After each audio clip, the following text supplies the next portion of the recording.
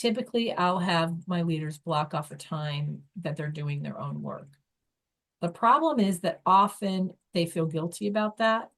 So they let people cut into it all the time. They let people schedule meetings in that time and everything.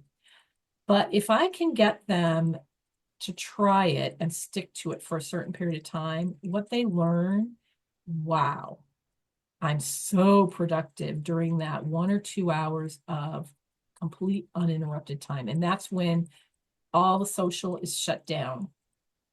And I even have a focus time message so that people know that I'll be available and checking all my messages at, let's say, 12 o'clock. So let's say my focus time is 10 to 12. You know, I'm working on focus projects right now. I will check your message at 12. If it's urgent, interrupt me this particular way. If it's urgent, text me on my cell phone and say it's urgent, or if it's urgent, come knock on my door, however you prefer. And make sure that when people come and they knock on your door and it's not urgent, you make them very uncomfortable. Because the idea is people only come to you for urgent things, because otherwise, if it can wait till 12, it should wait till 12, if that's your time. Then when 12 comes around, you have to actually not try to sneak in extra time to finish your work.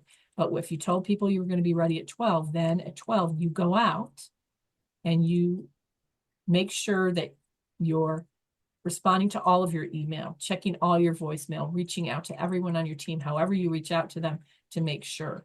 So you're literally organizing your day so that you have time that you're focused and you have time that you're proactively reaching out to people and dealing with issues. And the reason people don't do that is because they feel like they need to always be available, and they feel guilty about shutting down 2 hours a day. But the thing is if you were at the dentist, people would be fine typically waiting until you got back from the dentist. For the majority of things, there are things that are super urgent and you have to be interrupted, but that's why you have an if this is urgent. And then an agreement with your team on what constitutes urgent. Urgent constitutes something that has to be done right away.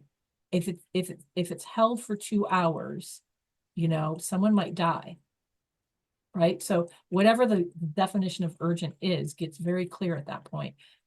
And then if you've done your focused work, then when you're out there dealing with all of the things, you're going to be more present with it, and you're going to show up as more calm, and you're going to get more things handled. And you're also going to be role modeling to your team. I can't tell you how many people I coach who are so glad when their boss is out of town, because now they have time to focus. So typically your team then is going to know when you're doing your focus time, and they're going to start mimicking it, and they're going to do their focus time at the same time. So it's almost like we all focus between 9 and 12, and nobody has meetings during that time. So we're all focusing. We're not talking to each other. We're just doing our work. Then at 12, we're all collaborating. And it ends up working beautifully when teams get in sync like that.